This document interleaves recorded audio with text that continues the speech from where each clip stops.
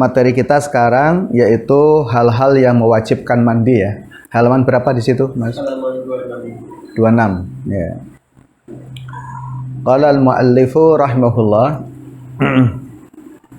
walladzi yujibu al-ghusla sittatu asya'a.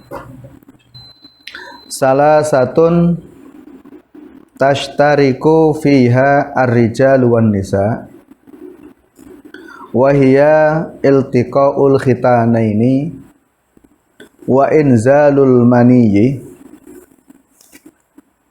wal mautu wa salasatun takhtassu fiha an-nisa'u wa hiya al-haidu wan nifasu wal wiladatu.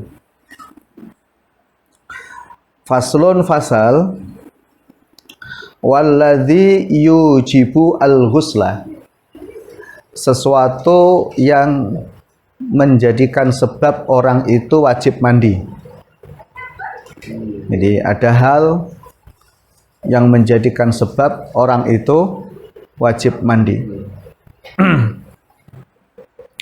Nah, sittatu asya itu ada 6 sebab ya, atau 6 hal yang menjadikan seseorang itu wajib mandi. Salah satun tashtariku fihan nisa warijal. Yang 3 itu antara laki-laki dan perempuan itu sama. Ya, maksudnya tashtariku bersekutu ya, fiha di dalamnya arijalu wan nisa, laki-laki dan perempuan. Nah, apa saja? Yaitu yang pertama adalah iltiqaul khitanaini. Ya, bertemunya 2 alat khitan. Kedua, wa inzalul maniyyi. Ya, keluarnya mani. Dan ketiga, al mautu, mati, kematian. Wasalah satun, dan 3 takhtasu itu khusus biha dengannya lin nisa'i untuk perempuan. Jadi yang 3 ini hanya khusus untuk perempuan. Wahia yaitu al-haidu haid, wan nifasun dan nifas, wal wiladatu dan wiladah, melahirkan. Nah, baik, kita lihat satu persatu ya dari materi ini. Nah, tadi sebagaimana yang saya sampaikan bahwa ada 6 sebab orang itu wajib mandi. Nah, apa itu sebab? Nah, gitu. Nah, jadi dalam fikih itu atau usul fikih ada hal yang menyebabkan seseorang melakukan sesuatu atau tidak melakukan sesuatu. Nah, jika sebab itu muncul, maka dia wajib melakukan sesuatu karena ada sebab tadi. Tapi kalau sebabnya tidak ada, ya tidak ada. Maka ada kaidah fikih yang mengatakan al-hukmu yaduru ma'a illatih. Jadi hukum itu sangat berkaitan dengan sebab atau alasan. Ya, kalau ada sebab, ya ada hukum. Tidak ada sebab, tidak ada hukum gitu. Nah, sama halnya begini, hukum asal mandi itu tidak terkait dengan wajib, tidak terkait dengan sunnah. Jadi hukum asal mandi itu adalah mubah. Jadi yo mandi karemu ora karemu. Gitu. Yes, adus yo karemu, ora yo karemu. Itu karena hukum asal mandi itu bebas. Ya, maka mubah itu tidak punya hukum. Mubah itu apa? Ya mubah. Ya, dia tidak terkait dengan haram, dia tidak terkait dengan makruh, dia tidak terkait dengan wajib, juga tidak terkait dengan sunnah. Ya, itu mubah. Nah, maka mandi hukum asalnya yang mubah, terserah. Ya. Nah, sehingga kemudian para ulama ada yang berkata demikian, mandi itu memang hukum asalnya mubah. Tetapi jika ada sebab, nah gitu ya. Ya, jika itu ada sebab. Jika sebab itu hal yang mewajibkan, ya dia menjadi wajib. Jika sebab itu adalah hal yang mensunahkan, maka mandi menjadi sunnah. Jika tidak ada sebab dua itu, ya kembali hukum asalnya mandi itu adalah mubah gitu. Sama halnya dengan makan. Makan itu hukum asalnya apa? Mubah. Tapi jika ada sebab, ya tergantung yang menyebabi. Sunnah, ya jadi sunnah. Contohnya apa? Sahur, ya berbuka makan, ya, atau menghormati tamu misalnya. Itu menjadi, bahkan bisa menjadi wajib makan itu. Kalau orang dikhawatirkan tidak makan malah mati.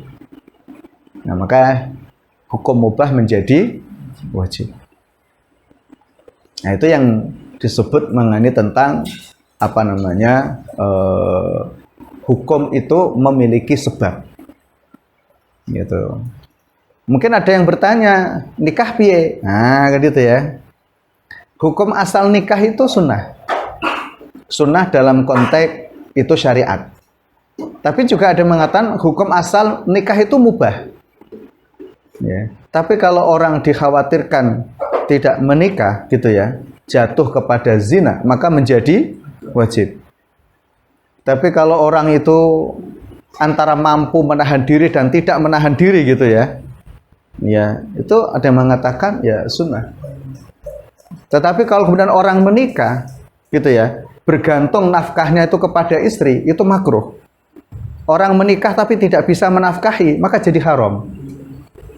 Nah gitu. Jadi tergantung situasi. Kayaknya manggut-mangguti cocok gitu ya. Nah itu juga nanti berkaitan dengan yang lain gitu. Dan nanti berkaitan dengan yang lain juga begitu, gitu ya. Jadi ada juga yang bertanya, hukum melihat televisi gimana gitu? Ya tergantung yang dilihat. Ya maka itu. Kenapa? Karena yang dilihat itu sebab. Gitu. Kalau yang dilihat itu joget-joget, ya dan membuka aurat, ya jadi haram. Kan gitu ya. Jadi haram. Tapi kalau yang dilihat itu ngaji, ya ada nasihat-nasihat di situ, ya apalagi kalau ngaji itu menjadi wajib, ya jadi wajib gitu. Jadi tergantung objeknya. Maka itulah sebab. Maka dalam hukum itu ya, itu satu hal yang harus kita perhatikan sebab. Maka di sini walladzi yujibu al-ghusla, sesuatu yang menyebabkan orang mandi itu apa? Nah gitu. Padahal hukum asal mandi itu apa? Mubah. Nah, baik, yang pertama di situ disebutkan adalah iltiqaul khitanaini. Ya, bertemunya dua alat khitan. Maka yang dimaksudkan adalah hubungan suami istri. Ya. Jadi hubungan suami istri itu menyebabkan orang wajib mandi. Nah, para ulama kemudian memberikan penjelasan tambahan. Ya, kalau orang berhubungan badan suami istri tidak mengeluarkan mandi, tetap wajib mandi atau tidak? Nah, ini khilaf. Tapi ada yang mengatakan ya tetap wajib mandi. Karena iltiqaul khitanaini tadi, ya. Nah, apa itu khitan? Maka disebutkan. Jadi khitan itu memotong kulit, baik untuk laki-laki atau perempuan. Ya, baik untuk laki-laki atau perempuan. Para ulama sepakat atau ijma, khitan bagi laki-laki hukumnya wajib. Bagi perempuan, ada yang mengatakan sunnah, ada yang mengatakan wajib. Ada yang mengatakan mubah untuk perempuan. Ya. Nah, khitan itu memotong kulit, maka kalau ada khitan tapi tidak memotong kulit, namanya itu bukan khitan. Jadi, karena khitan disebut khitan itu disebut nama qal'ul jildi, memotong kulit. Kulit apa? Yang menutupi ujung kemaluan laki-laki. Itu harus dipotong, sebagaimana yang dilakukan oleh Nabiullah Ibrahim alaihissalam, dan itulah sunnah yang disunahkan di dalam Islam. Ada hadis Nabi SAW, khamsun min sunanil fitrah. Ada 5 hal termasuk sunnah dalam kefitrahan. Nah, salah satu diantaranya adalah khitan. Nah, gitu. Nah, maka itu disebutkan wahwa kinayatun anil jima, ya. Jadi itu yang dimaksudkan adalah apa namanya? Istilah untuk menjelaskan tentang hubungan badan suami istri. Nah, ada hadis riwayat Bukhari dan juga riwayat Muslim dari Abu Hurairah radhiyallahu an anin Nabi sallallahu alaihi wasallam qala idza jalasa baina syu'abiha al-arba' summa jahadaha faqad wajaba 'alaihi al-ghusl wa fi riwayatul Muslim wa illam yanzil gitu. Jadi ketika kemudian seseorang ya bersungguh-sungguh gitu ya, walaupun tidak mengeluarkan mani, maka dia wajib mandi. Jadi ketika seorang suami hubungan badan dengan istrinya, walaupun tidak mengeluarkan sperma, ya, maka itu wajib mandi. Nah, itu yang dimaksudkan iltiqaul khitanaini. Nah, kemudian yang berikutnya adalah inzalul mani, mengeluarkan mani. Nah, mani keluar itu baik itu disengaja atau tidak disengaja. Ya, baik yang disengaja itu dengan cara syar'i atau tidak dengan cara syar'i, maka itu tetap wajib mandi. Nah, disengaja itu maksudnya memang orang sengaja mengeluarkan mani. Ya, misalnya kalau suami istri, nah, suami istri, berarti itu kan disengaja, itu dengan cara yang syar'i. Nah, cara yang tidak syar'i itu apa? Kalau laki-laki apa namanya? Onani. Kalau perempuan apa namanya?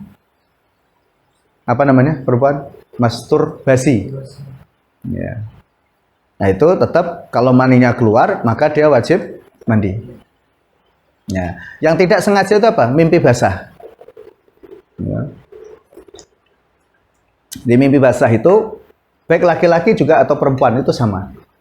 Ya, orang mimpi basah itu wajib mandi. Nah, mimpi basah atau disebut ikhtilam itu naluri. Baik laki-laki atau perempuan yang belum menikah. Itu sudah kondisi hormon seseorang, itu sudah sunnatullah. Dan itu apa namanya? Nggak perlu merasa tabu dengan itu, karena itu sudah naluri.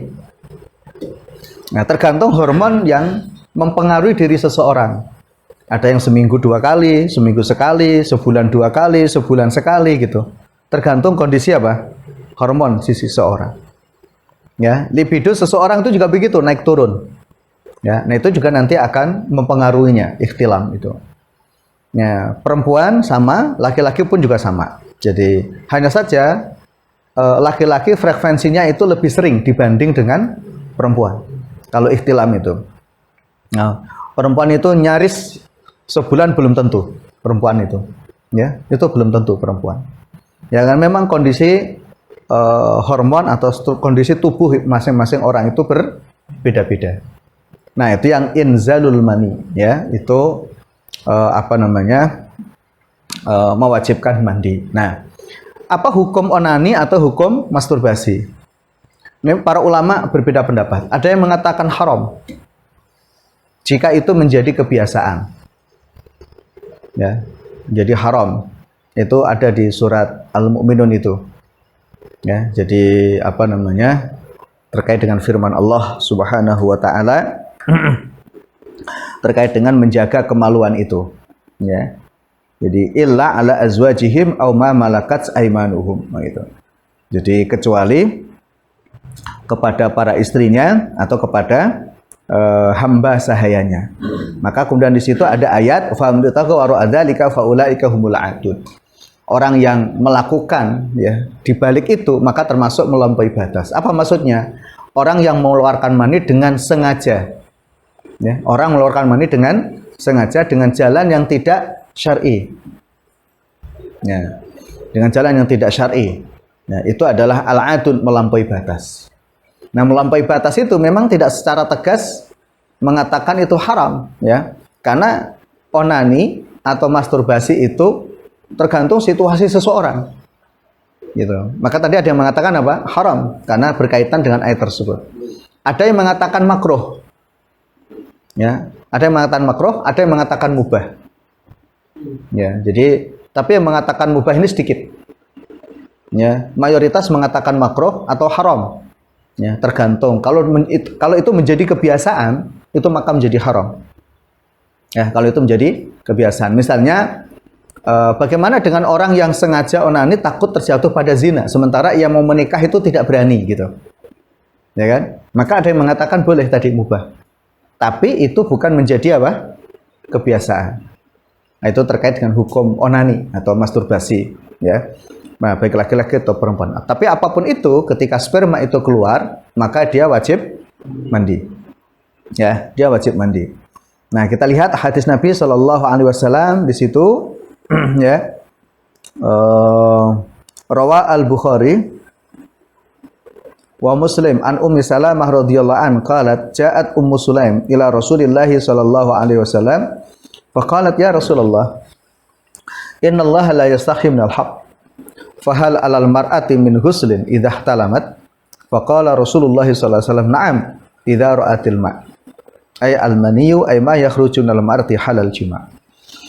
Jadi ketika ini cerita Ummu Salamah, salah satu istri Rasulullah sallallahu alaihi wasallam. Nah, salah satu istri Nabi menceritakan tentang Ummu Sulaim. Menceritakan tentang Ummu Sulaim. Nah, Ummu Sulaim itu bertanya kepada Rasulullah, ya Rasulullah, Allah itu tidak malu untuk mengatakan sesuatu yang benar. Apakah perempuan itu juga wajib mandi ketika dia ihtilam gitu? Maka Nabi menjawab, ya, dia wajib mandi idza ra'atil ma, jika dia melihat, mohon maaf, cairan yang keluar gitu ya. Seperti ketika seorang perempuan selesai hubungan badan dengan suaminya. Nah, itu artinya kalau misalkan mani dalam arti mani itu adalah benih, maka perempuan kan tidak punya. Tetapi yang dimaksudkan adalah cairan ketika orang itu mencapai orgasme, maka itu adalah disebut apa? Mani. Nah, maka tadi saya sampaikan, perempuan pun juga mengalami ikhtilam. Hanya saja frekuensinya laki-laki lebih sering. Baik. Nah, kemudian yang berikutnya ini juga ada hadis riwayat Abu Dawud wa ghairuhu ya, dan selainnya an Aisyah radhiyallahu anha qalat ya, su'ila Rasulullah sallallahu alaihi wasallam anir rajuli yajidu al-balala wa lam yadhkur ihtilaman. Faqala yaghtasilu wa anir rajul yara anna qad ihtalama ya walam yajid balal faqala la ghusl alaihi faqalat Ummu Sulaim al mar'atu tara dzalika 'alaiha ghuslun qala na'am an-nisa'u syaqa'iqur rijal ay nadhairuhum fil khalqi wat tiba fa kana syafiqna minar rijal. Ini kisah dari Aisyah radhiyallahu anha. Jadi ada seseorang tanya kepada Nabi, ya Rasulullah, aku itu mimpi basah tetapi di celanaku tidak ada yang basah. Apa aku wajib mandi? Tidak, kata Nabi. Ya, kemudian juga ada seseorang datang, ya Rasulullah, aku tuh tidak ikhtilam. Tetapi di celanaku ada basah. Dan itu adalah sperma gitu. Apa yang harus aku lakukan? Wajib mandi. Ya, wajib mandi. Nah, terus kemudian Ummu Sulaim datang bertanya lagi, ya Rasulullah, kalau perempuan mengalami hal itu bagaimana? Ya sama, dia wajib mandi juga. Maka itu disebutkan Anisa syaqaiqur rijal. Perempuan itu sama dengan apa? Laki-laki. Nah, kisah yang disampaikan oleh Aisyah radhiyallahu anha ini solusi. Ya, karena kadangkala itu tadi hormon ya, kondisi hormon Mas ya. Kadangkala sperma itu keluar tanpa konfirmasi. Dan biasanya itu memang dalam keadaan tidur. Nah, gitu. Tidak dalam keadaan terjaga. Yang seringkali terjadi dalam keadaan tidur. Maka ketika misalnya nun sewu, orang tidur mimpi basah, tapi celananya kering, ya berarti dia tidak mengeluarkan mani, tidak wajib mandi. Tapi kalau misalkan bangun-bangun celananya basah, dia tidak mimpi basah, tapi celananya basah dan yakin bahwa itu adalah sperma, maka dia wajib mandi. Nah, pertanyaannya begini kasusnya. Kalau misalkan orang tidak sadar sama sekali, gitu, terus kemudian beberapa hari menemukan, gitu ya, kainnya itu ada sperma tapi sudah kering, ya, terus bagaimana? Ya, jika dia yakin bahwa itu adalah sperma, ya, atau mani tadi, maka dia wajib mandi dan mengqadha sholat hari itu. Hari itu yang dia tahu tadi. Ada sebagian berpendapat misalkan dia menemukannya itu sebelum zuhur. Ya, maka dia wajib qadha hanya sholat subuhnya saja. Gitu, karena dikhawatirkan ketika dia tadi sholat subuh belum mandi. Gitu. Nah, tapi kalau setelah zuhur, gitu misalnya kan, setelah zuhur maka wajib mengqadha apa? Subuh dengan zuhur. Karena dikhawatirkan itu malam hari setelah sholat isya. Artinya kan sudah kering ya. Bagaimana kalau keringnya sudah kering gitu kan? Sudah beberapa hari, maka Sebagian pendapat ya dia mengqadha sholat hari itu tadi selama 24 jam tadi ya, zuhur, asar, maghrib, isya gitu. Sampai di mana sholat yang dia ingat tadi. Jadi gitu. Ya kalau misalkan dia ingatnya itu tadi malam misalnya, ya sudah seharian dia wajib qadha semuanya. Nah, itu pendapat-pendapat yang muncul ya di kalangan para ulama. Nah, oleh karena itu ya, ketika sudah menyadari balik ya, dewasa, balik tadi itu, hal-hal seperti itu harus diketahui gitu. Ini bukan sesuatu yang tabu. Ini kan luar biasa Islam itu ya. Sampai hal yang dianggap tabu pun dibicarakan oleh Islam karena berkaitan dengan apa? Ibadah. Ya, karena itu berkaitan dengan ibadah seseorang kepada Allah Subhanahu wa ta'ala. Itu berkaitan dengan ibadah seseorang kepada Allah Subhanahu wa ta'ala. Nah, di situ dikatakan oleh Nabi, laki-laki itu seperti perempuan. Perempuan seperti laki-laki dalam konteks apa? Hal yang hubungan dengan tiba karakter tadi. Karakter hormon. Ya, karakter hormon gitu. Jadi memang orang itu ya beda-beda gitu kan. Ada orang yang tidak mampu menahan dirinya, dia segera menikah. Tapi ada orang yang mampu menahan dirinya, monggo. Ya. Tapi ada orang yang cuek juga kayak gitu. Cuek. Ya. Jadi nggak nikah-nikah itu apa? Ya memang nggak pengen nikah. Oh, sampai ada orang ditanya, apa sih manfaatnya nikah? Oh, sampai gitu. Jadi sampai udah usia 40 tahun itu pertanyaannya, jawabannya gitu. Apa sih manfaatnya nikah gitu? Gitu. Ya, walaupun dibully teman-temannya, ya enggak, dia nggak ada keinginan gitu. Normalkah? Ya normal. Jadi orang itu beda-beda. Tapi kalau ketemu para pakar ruqyah, orang itu harus diruqyah katanya gitu ya. Jadi beda-beda ya. Tapi juga memang karena ada hal lain ya. Ya misalkan dulu ada kawan nikah itu setelah usia 40 tahun. Kenapa? Karena nunggu kakaknya belum menikah. Jadi nggak enak melangkai kakaknya. Nah, itu juga ada. Jadi memang kondisi orang itu apa? Macam-macam, beda-beda. Taib. Ya.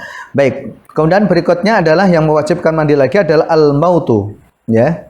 Kematian. Ya, jadi orang yang mati itu wajib dimandikan. Ada nggak orang yang tidak wajib dimandikan? Ada. Orang yang mati syahid.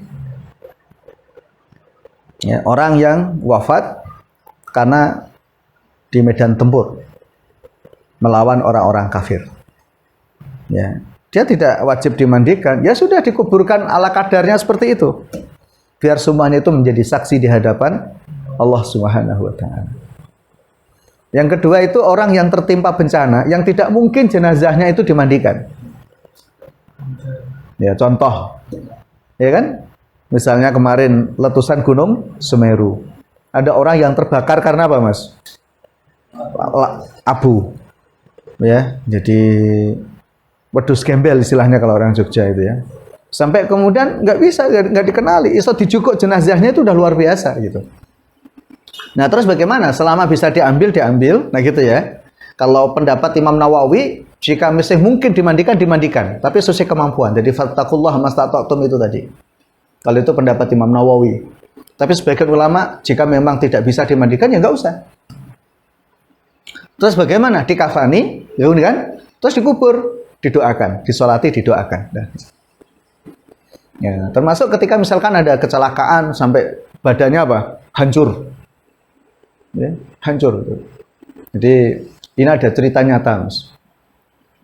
Dulu masa kecil saya ketika di pesantren itu, ini kan ada jalan raya yang memang sempit ya, jalan raya itu sempit.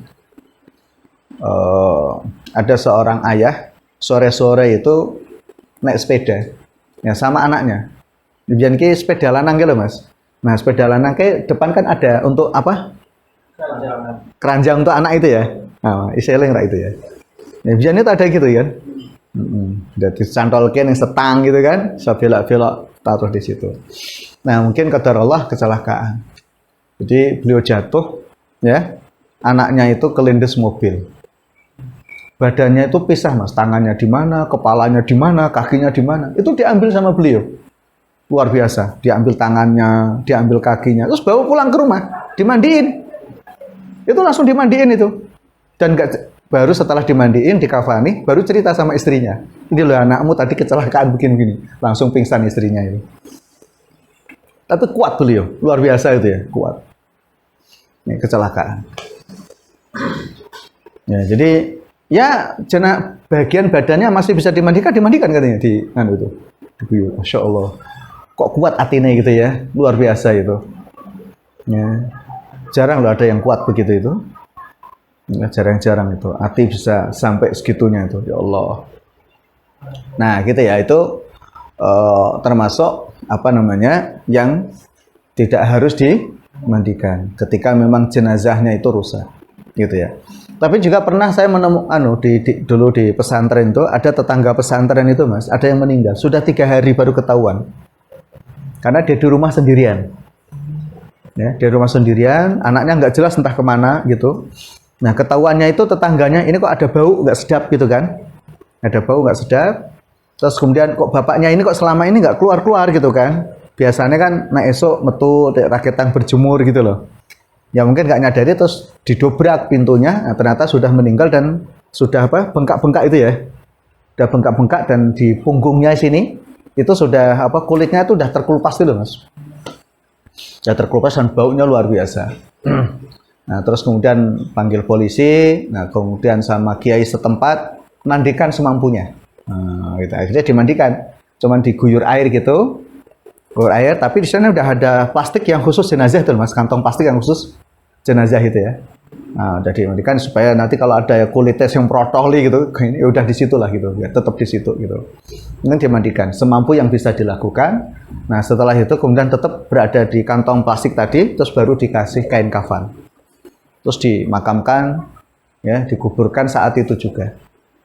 Ya Allah, itu ya ngeri juga itu pengalaman gitu ya. Nah, prinsipnya kalau orang wafat dalam keadaan normal, maka wajib segera dimandikan. Nah, termasuk yang tidak wajib dimandikan, ini khilaf di kalangan para ulama. Orang yang bayi yang keguguran. Nah, bayi yang keguguran.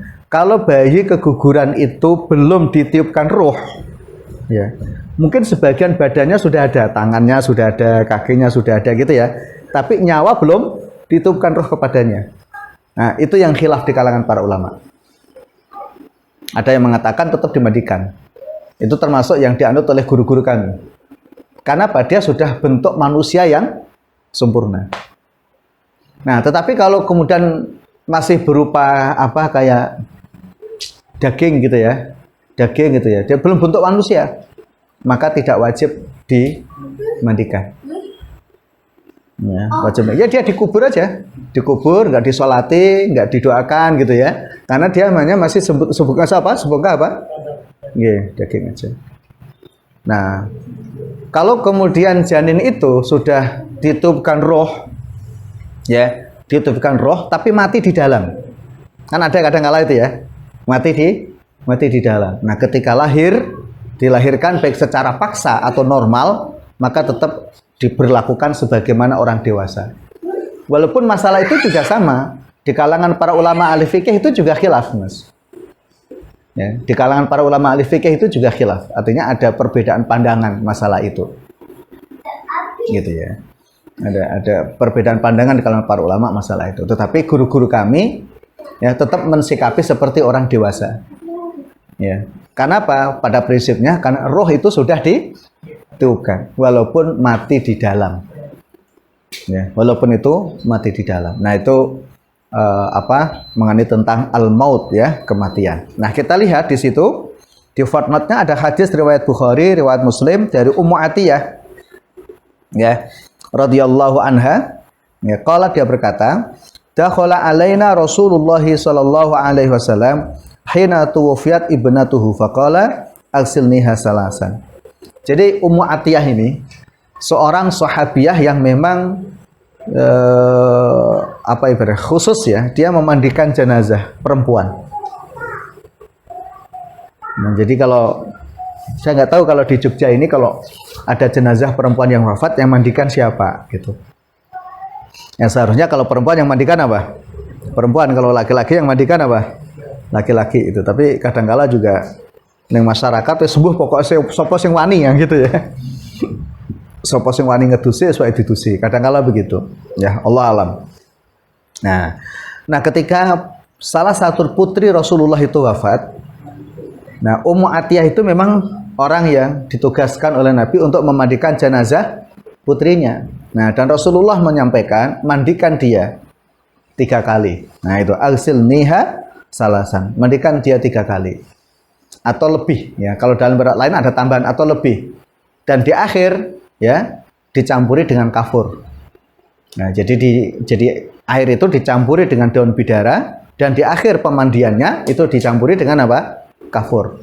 Au syai'an min kafurin. Itu nanti di bab jenazah atau tata cara memandikan jenazah. Itu ada pembahasan tersendiri di dalamnya. Okay. Baik, itu ya. Nah, kemudian berikutnya adalah wasala satun tahta subihan nisa. Jadi ada 3 sebab yang ini hanya khusus untuk perempuan. Yaitu pertama adalah haid, kedua adalah nifas, dan ketiga adalah al-wiladah. Gitu. Haid itu menstruasi jika sudah selesai, ya. Nifas itu adalah ketika sudah melahirkan, atau wiladah. Nah, yang menjadi persoalan begini, kadang-kala muncul pertanyaan juga. Ketika seorang ibu bayinya keguguran ya, itu termasuk nifas ataukah tidak? Itu ya sama khilaf, Mas. Kalau guru-guru kami sebagai bentuk ikhtiyat, kehati-hatian gitu, itu dimasukkan bab nifas. Ya, dimasukkan bab nifas. Apa alasannya? Sekalipun memang janin itu belum belum ditiupkan roh, gitu kan? Tapi tetap itu masuk dalam kategori melahirkan. Hanya saja melahirkan dengan cara kecelakaan, karena keguguran itu kan macam-macam sebabnya. Ya, jadi keguguran itu sebabnya macam-macam, kecapean, ya, atau mungkin karena kandungan yang tidak kuat, kan gitu ya, atau mungkin sebab kontraksi tertentu. Ya, jadi ada sebab-sebab tertentu di situ itu. Ya. Nah, Allah alam shawab. Ya, maka termasuk juga tentang itu, apakah termasuk nifas gitu ya? Ketika hanya cairan saja yang keluar. Jadi misalkan darah, jadi masih segumpal darah. Nah itu. Nah, kalau masih segumpal darah, maka tidak masuk dalam kategori nifas. Kalau masih segumpal darah. Nah, jadi misalkan seorang perempuan hamil baru beberapa pekan biasanya gitu ya, terus keguguran, itu darah yang keluar, gumpalan-gumpalan darah. Maka itu tidak termasuk nifas. Nah, yang masuk dalam kategori nifas adalah ketika memang sudah berubah menjadi daging.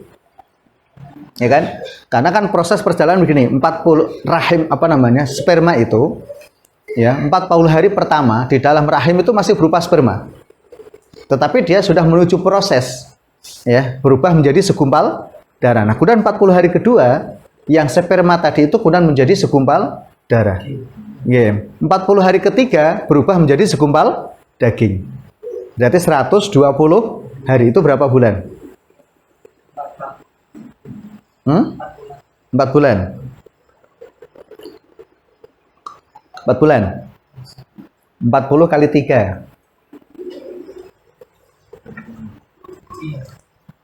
Yakin 4 bulan? Kali 3 kali.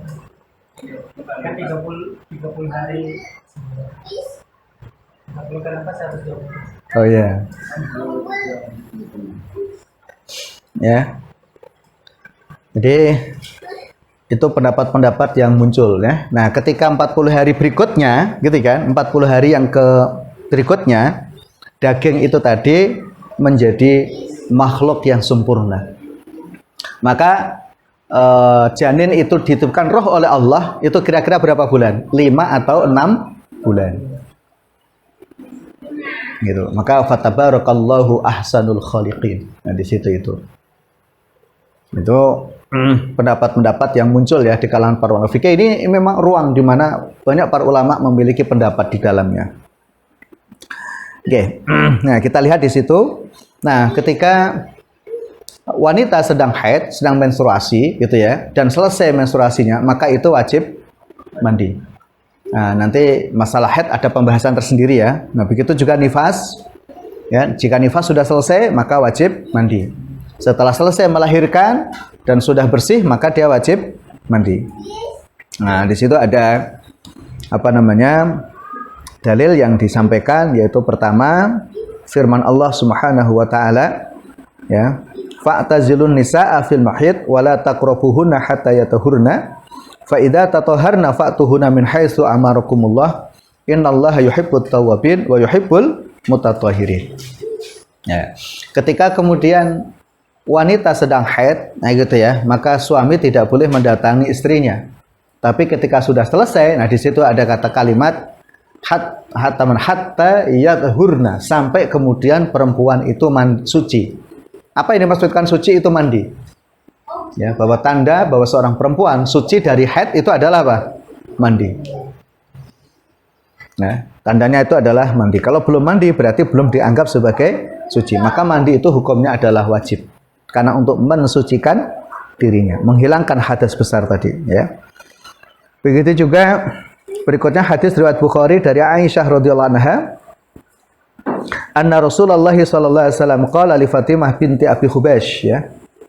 Jadi Rasulullah sampaikan hal itu kepada Fatimah binti Abi Hubaysh radhiyallahu anha.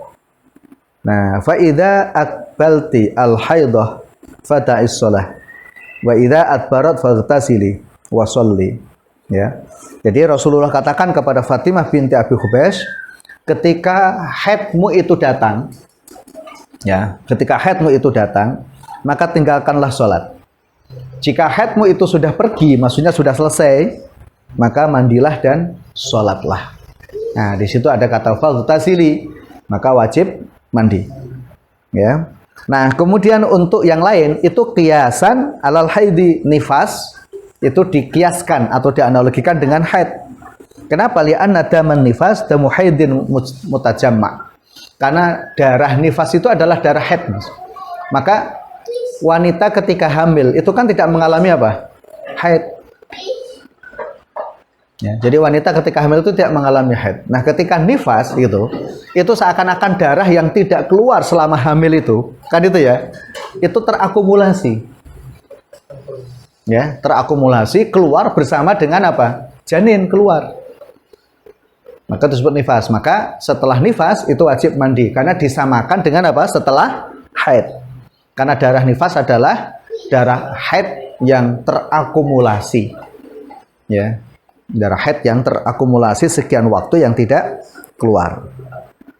Nah, berikutnya kemudian adalah tentang wiladah, orang yang melahirkan. Nah, di situ dikatakan li'annal walad al-kharij munaqidun min maniyyin. Karena anak yang keluar itu adalah dari mani. Ya, dari sperma. Maka ketika orang melahirkan itu disamakan dengan orang yang mengeluarkan mani. Ya. Nah, sehingga kemudian itu diwajibkan mandi, ya.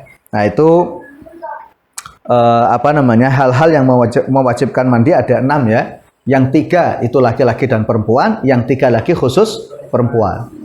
Nah, yang laki-laki perempuan itu apa? Tadi ya, hubungan badan suami istri, mengeluarkan sperma dan kematian. Nah, khusus untuk perempuan itu adalah haid, nifas dan wiladah dan melahirkan.